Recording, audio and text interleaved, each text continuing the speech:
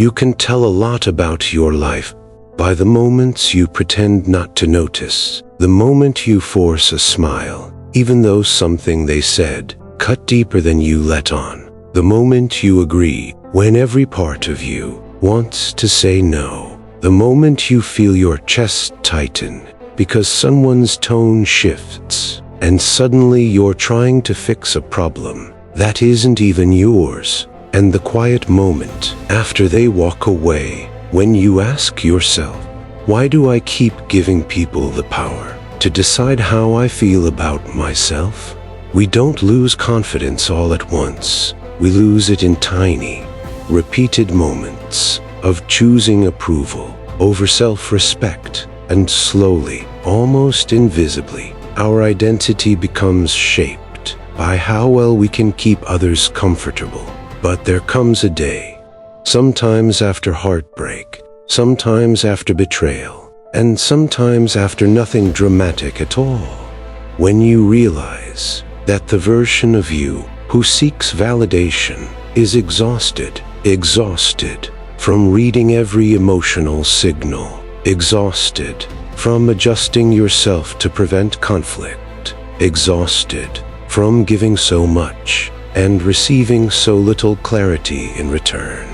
This video begins at that turning point, the moment you understand that your need for validation is not a weakness, it is a wound. And like all wounds, it can be understood, healed, and transformed into quiet confidence, because validation seeking doesn't come out of nowhere. It begins in childhood, in the small moments when approval felt safer than honesty, moments where being agreeable kept the peace, where staying small made you feel protected, where love seemed conditional on how well you could avoid being a burden. These early safe experiences become the foundation of a lifelong pattern, a pattern where you monitor everyone's emotional temperature to make sure you're still accepted, a pattern where your identity becomes shaped by what keeps others comfortable instead of what feels true to you. Let me show you this pattern through someone you might recognize. There was a woman named Claire. People described her as gentle, understanding, easy to be around. But beneath the calm exterior lived a long history of silencing herself to avoid losing connection in relationships. She swallowed her feelings. She softened her boundaries. She accepted blame to avoid conflict. She tolerated disrespect because the thought of losing someone felt more unbearable than losing her own self-respect. One evening, after apologizing yet again for something she didn't do, Claire felt an ache in her chest. Not from the argument, but from the realization that she was disappearing inside the expectations of others. She whispered to herself, "Why am I more afraid of losing people than losing myself?" That question marked the beginning of her transformation. Let me pause for a moment to welcome you. You're watching in a Stoic, a place for emotional clarity, inner discipline, and the quiet courage to face your own patterns with honesty and compassion. Now let's continue. Validation seeking doesn't simply harm your confidence. It limits your relationships. It distorts your boundaries. It drains your emotional strength. Here are some ways it shows up. You avoid expressing needs out of fear of being too much. You tolerate behavior that hurts you just to avoid conflict. You overthink every text, every silence, every shift in tone.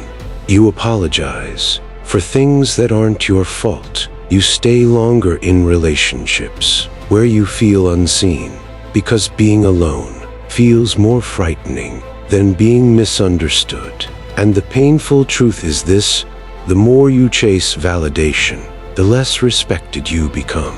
Because when people sense that your self-worth depends on them, they stop valuing you. in the way you deserve. This is where Stoicism offers a different way of living. The Stoics believed that the person who depends on approval will always live in emotional chains, because every opinion, every disappointment, every silence becomes a threat to their sense of identity. To the Stoics, freedom comes from anchoring your worth in your own principles, not in the shifting moods of the people around you. Let's return to Claire. As she became more aware of her validation patterns, she started noticing the small ways she abandoned herself. When someone criticized her, she immediately tried to fix their impression. When someone grew irritated, she scanned her behavior to see what she had done wrong. When someone pulled away, she overextended herself to pull them back. Each reaction was rooted in the belief that her emotional stability depended on someone else's approval.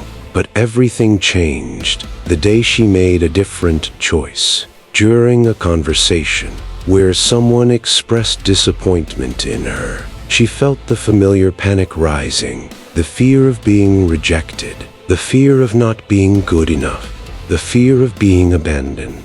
But this time, instead of apologizing reflexively, she paused. She took a slow breath and allowed the discomfort to sit inside her without trying to escape it. And she said, "I care about how you feel, but I will not abandon myself to make this easier for you."